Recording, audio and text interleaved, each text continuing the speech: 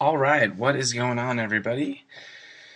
Today for my Xcode tutorial, I'm going to be talking about breakpoints, debugging, and running on iOS devices. So, first on the menu is breakpoints.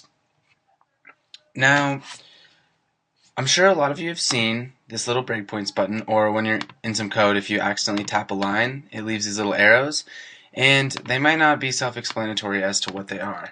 And so these are actually called breakpoints. And what a breakpoint does is lets you go back to your code. So let's say you're running it on the simulator, and what's actually happening is it's executing different blocks of code at different times, and it executes them from top to bottom. You may or may not know that, but that's actually important because, let me just pull up some code here. Let's say we're running this, I don't know, this chunk of code right here, and basically it's running the top layer first, then it goes through each of these sections, and sometimes it works, sometimes it runs and sometimes it doesn't, if it's like an if statement or a conditional. And so what a breakpoint lets you do is actually stop your code at each of these points that you've chosen, breakpoints. And where is this useful? Well, it's really useful if you're trying to accomplish a certain task and you can't, something's not working. Some variable you think isn't being changed, or, some string isn't turning out right. And so I'm going to show you how to use breakpoints, just a really brief introduction, because this is actually a really deep, in-depth topic. And you can take a whole class on debugging and breakpoint navigation if you're in a university. It's just a huge thing, but I'm just going to get you started. So what I'm going to do, this is my vector decomposer app. It's free. It's kind of like a physics app, but I guess you could use it for geometry too. Anyways, so I'm going to use this block of code for my vector decomposer app, this one right here. And so basically, I'm taking the different values of the arms of my triangle, and I'm doing mathematical operations with them. So I have a bunch of variables: length, angle, magnitudes, and then I have some strings and some text fields and labels that I'd like to update. And so first thing here that I'm going to do is I'm going to set some breakpoints. So just for my first, I'm going to do one at the first line of code, where I have basically the only variable that has been initialized, I guess, is this double length. And then I'm going to do a couple here. Maybe I'll do one here. Maybe I'll do one here, and maybe I'll do one here. And obviously you would pick them a lot more discriminately if you were actually trying to debug something. But just for this sake, I'm going to show you how to do this. So I'm going to scoot this over here actually, so that you can get some more room. So there it is. Here's my app, and it's running just fine, right? Because I actually haven't done anything that triggers the breakpoints. If you'll see I'll call it a function, but it's actually a method in Objective-C, but the method, I always get them mixed up, that we're looking at is the do-add. And so that happens when I hit the decompose button. So let's put some numbers in here. Maybe go 25 and 10, just for simple numbers. And keep it in the first quadrant, because all that does is change the picture. Anyway, and then right here when I press this decompose button, it'll actually look like my app is hanging. But it's not. It's the breakpoint kicking in. And so if you'll look here, on the bottom here, maybe I'll bring this up a little bit so you can see what's going on. It paused. There's a little green arrow right here. If you can't see, whoops. Little green arrow, zoomed in. And that means that the code is actually paused here. And so if we look here, it shows all of these different little things in this little white box. Some of them are just nonsense. Self, underbar command, sender, those are just kind of system variables. But then you start to see these different things that we have actually synthesized ourselves. And so if you look here, angle, double 7.2 times e to the negative 309. So that just means 0. That means 7.17 with 309 zeros before it. So that just means 0. My double length, pretty much the same thing, negative 324. Double for my magnitude. So all these are just garbage. And it's because I haven't initialized values to them. But as you can see, I can see that they're garbage because it says, oh, look what all these are. Like, oh, my NS string for my result is some memory address because it's garbage. If you understand programming, you'll know what garbage is, but it's not too important. So now, what we're going to do now is skip to the next breakpoint. And there's a couple different things. I mean, you can do the continue program execution or you can skip over. It does the same thing. So I'm just going to hit the pause forward and it goes to the next breakpoint. And now if you look, here my angle and my double are now defined and I can see what their values are. So this is really easy because then you can know, like, if this said, like, 15 or AAAA and it was all messed up, I would know, oh, my text field that's changing my string into my angle isn't right. And so that's a great way to check. And so if we keep continuing the execution here, things start to get defined.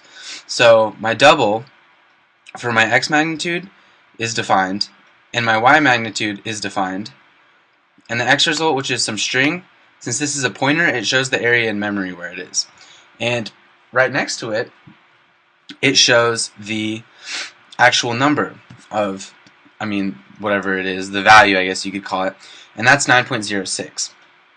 And so that's still, alright, cool, that looks good. And my y result, since we're right here, it hasn't been calculated.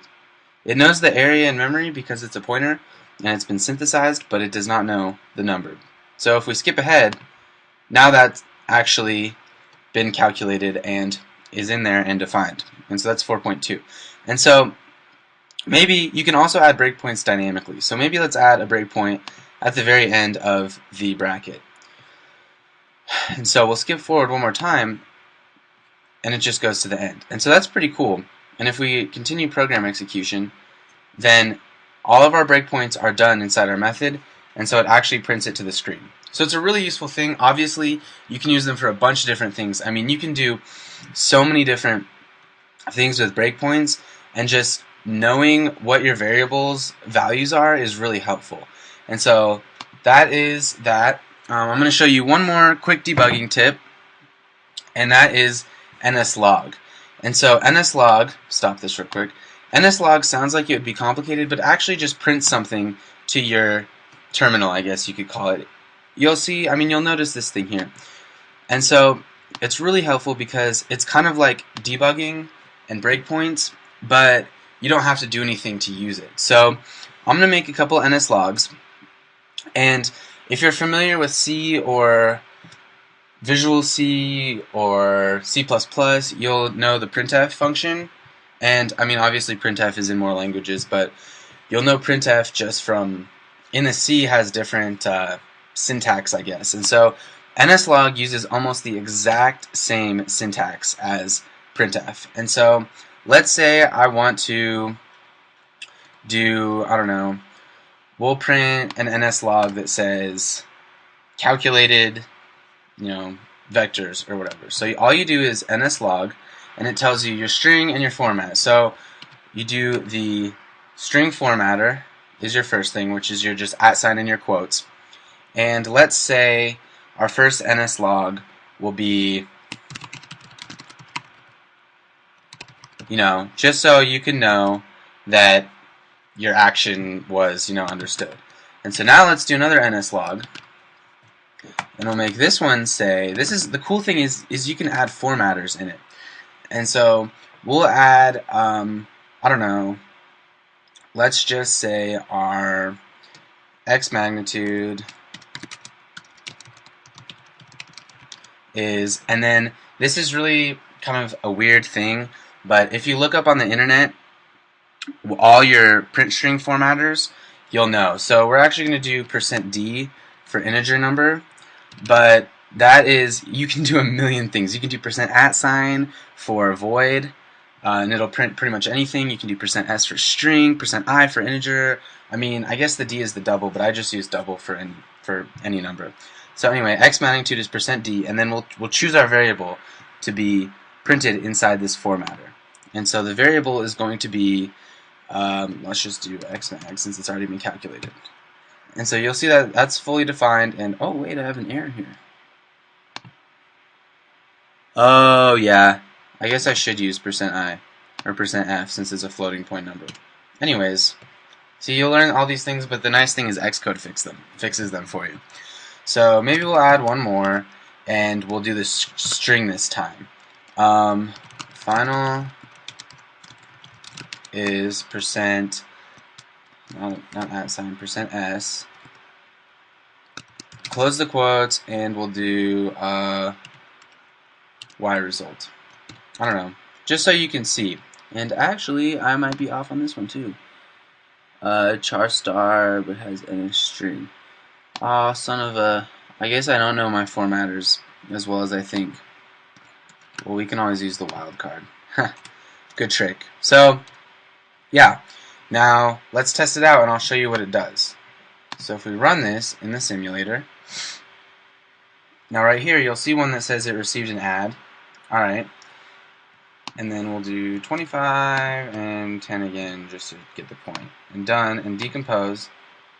And whoopsies! If you'll see here, I still left breakpoints on. So let me just turn them off, stop it, and run it again. And then decompose it. And so look, inside, I'll make this bigger, inside this command interface, it tells you all the things, all the values of your variables without having to do breakpoints. And so, I mean, this isn't quite as useful because you can't do it on the fly, but it's really great if you're doing big code to get some feedback on whether or not your system worked. And so, yeah, received add. Then the next one says the vector has been decomposed. Alright, the x magnitude is this. Yes, that's correct. And the final display string is this.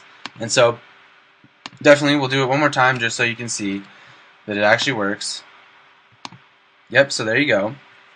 X magnitude is 9.06, final display string is 4.22. And that matches, and that actually isn't the value of those labels, it's the true value of the variables. I'm tripping over my words. And yeah, we're getting on 13 minutes here. Ended up being pretty long, but I'll try to chop it up. Let me know if you have any more questions. I'm going to do one more tutorial today on running your code on your devices and why that's helpful. And that's really it. So if you have any questions, leave them in the comments. As usual, thank you for watching, guys. Peace.